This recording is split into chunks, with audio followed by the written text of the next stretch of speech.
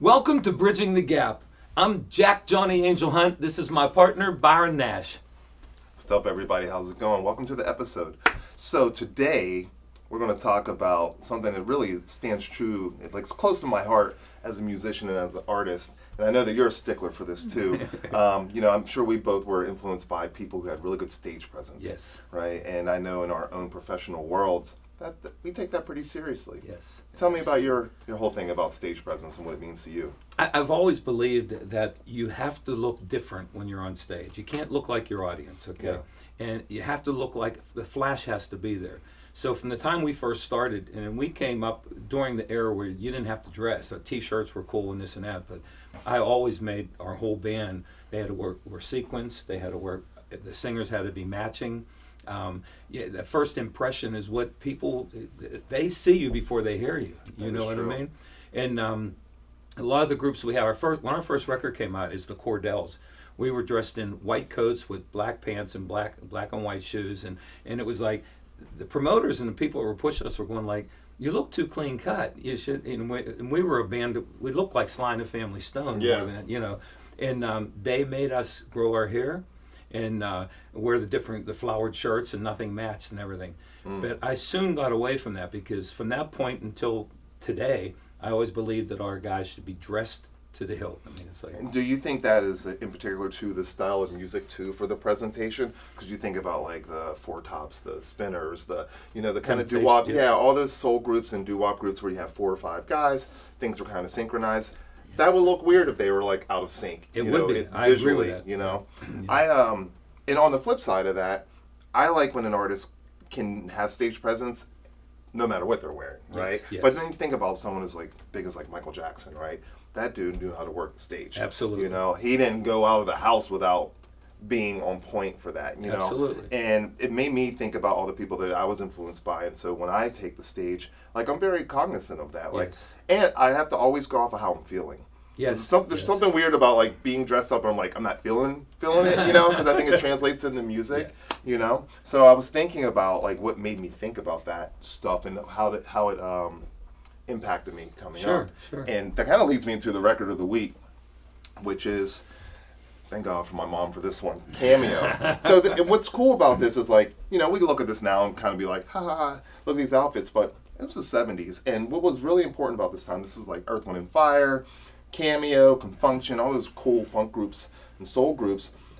They, basically what you're talking about, that was part of the formula, but just in almost like Black Rockstar version, you know what I mean? Yep. And this was the era of black bands. Like after this, you didn't really have all black bands. You had groups. That's exactly right. Like going into the 80s, you had like, they were still singing and they're still performing. Then there was a backing band. And so for me, like something about the power of like, it was like 11 dudes. I don't know how they ate, but like just something about like, okay, well, here's going to have the white one, and and then this guy's going to be here, and they thought about the photo. And I love presentation, whether it's on a stage, whether it's in video. Wait, hold that up a second. Yeah. You know what you're pointing out here? That they're not dressed uniform, but yes, they are. Mm-hmm. Because if you notice, this one has a white with white pants, white shirt, blue pants, blue, and you notice they're all in white and blue. Yep. But it's a different sequence of it. But it feels like one. That's exactly. And right. I like that. Yeah. What's your record of the week? Well, mine is the exact opposite. These guys never dress alike. But that probably is part of their stage presence, right? Right. The group I'm talking about is Little Feat. Nice. Now, Little Feat to me was one of those groups that should have been much, much, much bigger. They should have had more popularity than they did. But when you talk to other musicians and they bring up Little Feat, they admire them because of the way they played. They gelled. They weren't the best musicians you ever met, but they're the best musicians you ever met. Yeah. You know what I mean? What era, like, what was their hot era? Because I know they have a lot of records. 70s to 80s, well, mostly 70s. Okay. Mostly 70s, yeah. But they were like a mix between, I would say, Cajun rock to rhythm and blues to rock. I mean, they had. Are they guitar heavy? They are, yeah. That's kind of funny because that takes us into our special guest coming up, who's one heck of a guitar player. He's a buddy of mine. His name's Michael Lindner. And it's a funny story how we met, and now we're kind of like little guitar duo buddies. But I can't wait for you to meet him. I can't wait to meet him. Awesome. Jack in the Box. Hey, welcome to this week's Jack in the Box. What we're going to talk about today is the icon figure, Dick Clark, American Bandstand, right? How many of you came home, put your television on to see all these kids dancing, all your favorite acts? I'm going back from the 50s into the 60s, right? And these were just some of the things that we would see on television. Like if you wanted to have the pillow, the autographed pillow of Dick Clark, or how about this book, American Bandstand? This was actually autographed by Dick Clark. And how about the wallet? How many kids went to the dance and had to have their Dick Clark wallet, right? And picture cards. And this is a keychain from the American Bandstand original days, right? Dick Clark was an icon in music because he introduced us to a lot of things that we normally wouldn't see, because we couldn't see them in concert if we were in different cities, and they didn't all come through Pittsburgh, right? So Dick Clark, one of the icons that showed us what we needed to see about rock and roll music, and of course about television. Dick Clark, big icon.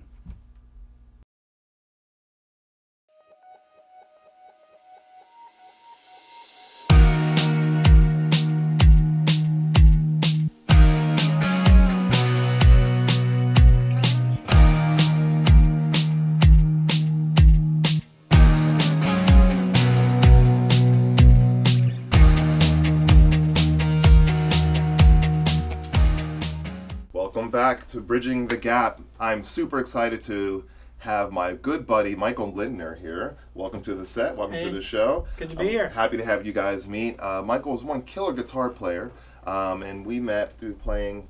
I guess we were just kind of through playing the Pittsburgh plays, but we didn't really know each other. We've known before each that. other. Yeah, but we started playing, and that kind of we became opened things musical up. brethren. What, 4 or 5 years ago now? Yeah. Just doing a Pittsburgh Plays, which is this great grouping of concerts we've gotten to do with, where we covered. First one was Tom Petty. Mm-hmm. And we did Beatles, and then we just did Fleetwood Mac, which was the best one. It was pretty. We worked together, hours and hours and hours and hours, and put together one hell of a product. Well, it's crazy because while that's where we spent the most time, I actually knew about you before that from the band 28 North that you had back in the day. Yeah. And then now you're. I remember that. Now you're out here crushing. Thanks it for bringing it up. Sorry.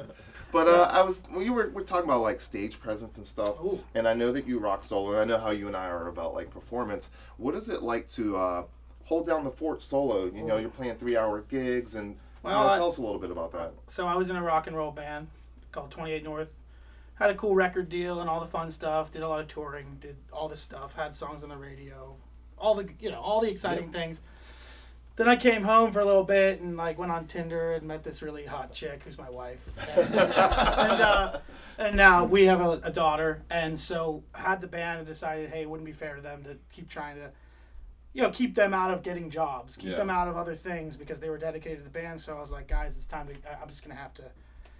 Get a loop pedal, and here's my drummer. I hit my guitar as a drummer, and I got an octave pedal for the bass player, and I love them. But I went solo years ago so I could actually be a musician and support my family. Sure.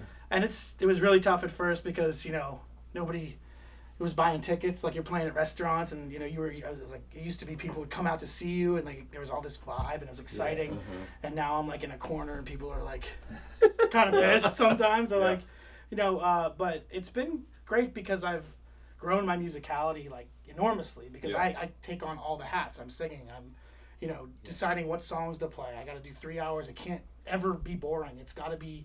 Sometimes it has to be quiet. Sometimes I need to like take over. I need to get them to dance. It's like I'm responsible for so much, and I got nobody else to help. And I kind of like that because I was like that anyways in a band. Mm-hmm. I was like the control freak. I was like, no. Like I glare. Like if somebody makes.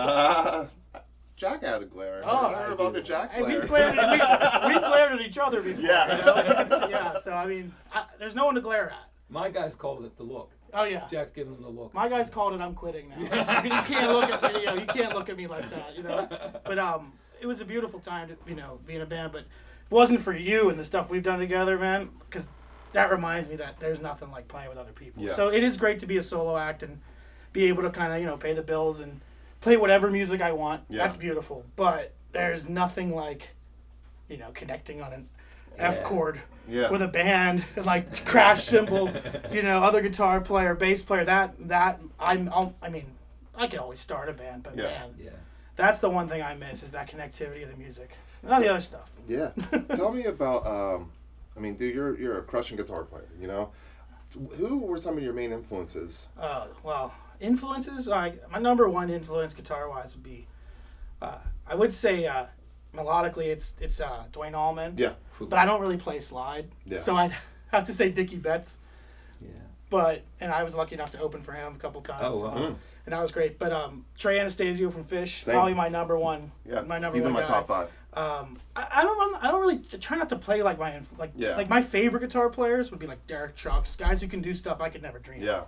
You know, like what's that guy? Tommy Emmanuel. Oh, yeah. Like guys like that, where it's like I want to listen to it and see if I listen to Clapton, who would be like one of my biggest influences. Yeah. I'm thinking, well, I know exactly where his fingers are all the time, and that's okay. But you listen to a guy like Tommy Emmanuel, it's like, what's he doing? What's he doing? How's he doing? And like Derek Trucks, what's he doing? And I like that, you know. Yeah. So, you know, influence. I mean, I like the guy from Green Day. What's it, Billy? I like that. Yeah. You know, I like Hendrix. I like who else is great? Lately, I've been really into the '80s stuff. Yeah. Like minimal, like effect heavy, cool recording parts. Mm-hmm. Like so. I mean. Awesome. It's Let the me full ask you spectrum, a question of course. about influencing guitar players. Most of the guitar players I know, my age group, their big influence was Chuck Berry, Yeah. because Chuck plays riffs that were Chuck Berry riffs. Yeah. He right? invented them. Yes. Yes. How did you think about the old timers that did that, the Bo Diddleys of the world? You mean sonically? I mean, I like that music just fits. It, like you're born with it. Yeah. I feel like I've always known it. Yes, Like Chuck Berry. I mean, I remember my first love for the guitar probably came when I saw Back to the Future. And he was covering. Absolutely. You know, I was like, Yeah. you can't say enough about people that paved the way. Because what was the guitar before that? That's you right. know, it was I like, don't know. it was like a it wasn't what it is now. I think it goes back to the '40s then, because you got the classical jazz musicians. Like you know. Yeah. like Django, What's Yeah. the guy's name that did? I think his name. Charlie Christians. No, the one that did all the records with his wife. I know who you're talking about. I do Les know. Paul. Yeah. You know I was what I like, mean? wait, it's Les Paul. Yeah. I was gonna say he sounds like that guitar. You know, Yeah. but you know, I've kind of taken to singing Yeah. to the next level lately, and that's kind of been more.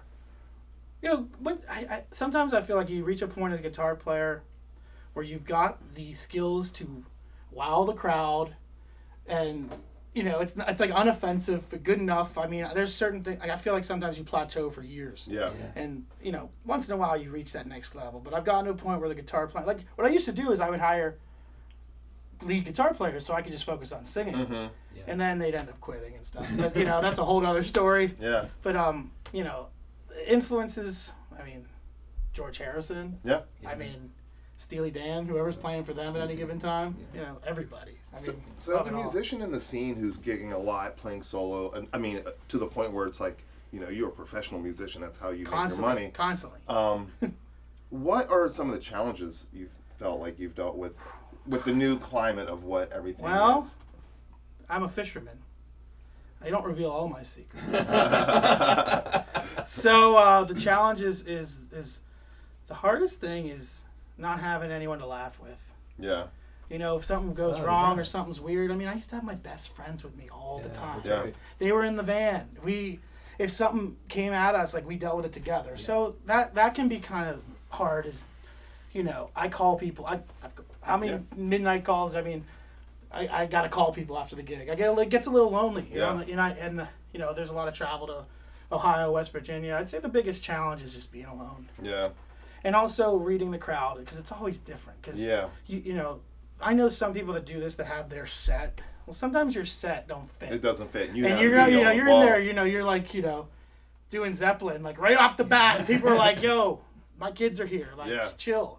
So like last night I had a gig where I did an hour and a half completely instrumental. I've Just done looped that. and I didn't even Oh, wow. sing. Yeah. And I got to the point where people were like, can this dude sing? And I was like, Guess funny you I'm should gonna sing. ask. Now I will. I would love to.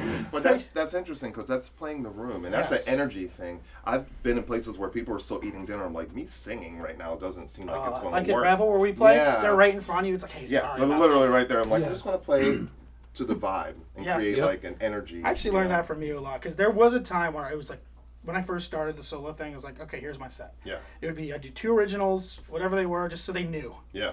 Because I can't have them thinking I'm just a cover guy, Yeah. because that's another challenge. Like, Yeah. when Yes. people think, actually, that's my biggest challenge. People were like telling me what to play and stuff. Yeah. I'm the worst at that. Even still, I'm just like, what do you want to hear? I was like, sure, I'll put it on Spotify. It's like super passive aggressive. but like, you know, I have a wife. Like, you can't tell me what to do. Yeah. Like she does that. You know what I mean? You know? But challenge is sometimes, you know, a-holes in the crowd. You know who you are. You know, treating the musician like they're not at work. Yeah. Like, we are at work. We're working hard. Yeah. Like, this took us not only the time to get here, but we had to put like decades of work into become what you know, someone who's gonna get paid to walk into a building and mess with the sound. You know. Yeah. So challenge sometimes, but you know, I do miss those big crowds sometimes. Yeah. You know, that's why I'm blessed that we got to do the shows we do together. Yeah, those are fun. Those are And really sometimes, good you know, I get lucky and have a real big show. You know, that keeps me going. You know. We're going to do something. I'm going to fire some questions at Let's you. go. Okay. First thing I'm going to ask you is, tell me something old. Something old. Something old. My guitar case. Your guitar I case? brought it in here, and you said earlier you joking about selling the guitar. Yeah, if you that's leave it fine. here, I'll sell it. Don't sell the case. That was my grandfather's case. Oh, nice. And he carried a nylon string, a Faleta. I don't know if you've ever heard of that, but Google that. I don't even know if you can Google it. That's how old it is. But it was a guitar made in Spain that he like. Oh, wow. He like flew to Spain and climbed some mountain and met this luthier, like some crazy place to get this guitar. Wow. And that was the case for the Faleta. So I'm gonna have to go with that. Okay, something new. Something new. I don't know. My daughter's 5 years old. That's still new. She feels new every day. She's like a little person now. So being a dad still feels new. I never expect. I was in a rock and roll band. You're supposed to be, like you're not supposed to do kids too. And I was like, now I'm a dad, and I never thought that would be possible. And it's beautiful. I love it. Speaking of that, tell me something treasured. Treasured. My 34-inch walleye. Caught it in the summer. It's a big fish. I'll talk about something else. Well, though. no, I like that that's because good. I'm a chef, so I take that Oh, one. yeah. No, you don't. You do know. You put that fish back. That fish needs to Well, live. it's a nice fillet for That's me. too big. It's so much treasured, man. My friendships, like my car broke down yesterday at my gig, and my friend came and took me home after the gig. My friendships, you know, people I have in my life that my that's family great. treasured, my people, you know. And then something true. Something true. I love music. Yeah. Oh yeah. I noticed. I love everything about it. I love this place. I love that there's records on the wall, and I love that there's good energy here, and I love that it's clean and like it's respectful. It's like showing respect to art, and it's like people sometimes you put all your heart into art, and you don't know if it's going to make you any money, but you still do it. Yeah. And it to be celebrated is beautiful. That's sort of what this whole show's Yeah. about. That's You know, exactly it's right. paying respect to that. Yeah, you know? there's a lot of respect in this room. I love that. And I've been hearing all this talk about you two working together, but here's one of the things I want to work with you guys. I want to work with you I want guys. to jam. We'll start a band right now. No, I'm not kidding, because I miss it. I know. First He's of always all, hitting the me two up. of us play bass. I'll play, you play. I don't care, because his guitar playing. You take mine, leave his. Take his, leave mine. I mean, we both play. Well, we're gonna do it. We're gonna jam. We're gonna be right back at you. But first, how about a little bit of Byron's Bodega, huh? Yeah. Love it.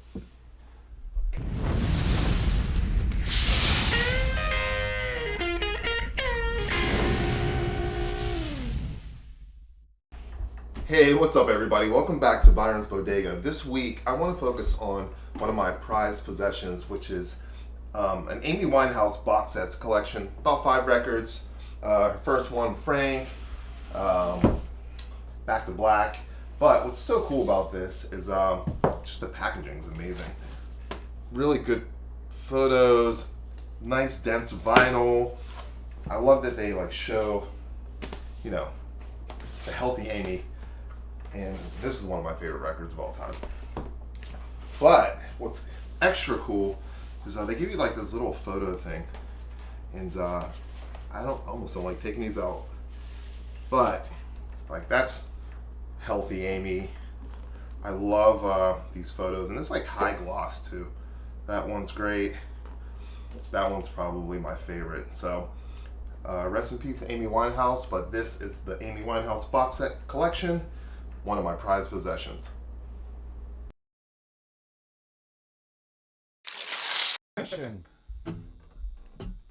One, two, three.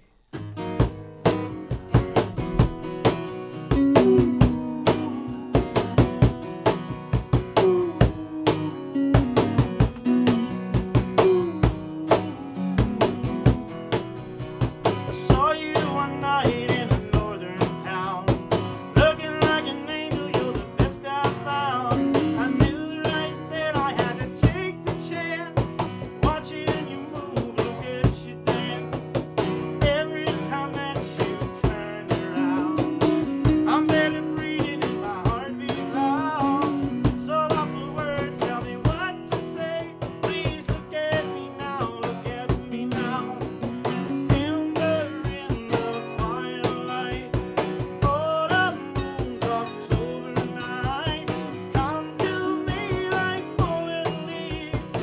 You're the colors in the trees. You're the colors. Oh,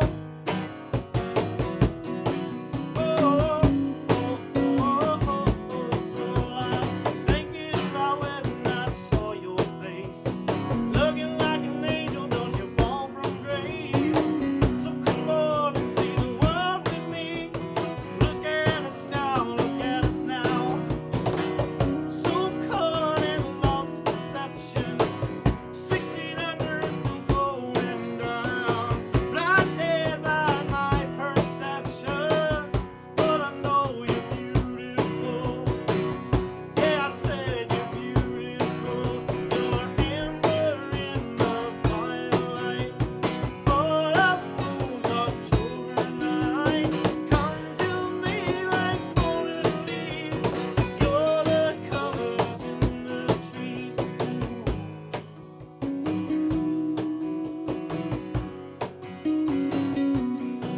See, I don't know where I am, I don't know where I've been, but it's a perfect day to start. See, I don't know if I can, 'cause I don't know where I'll land, but you're the perfect place to start.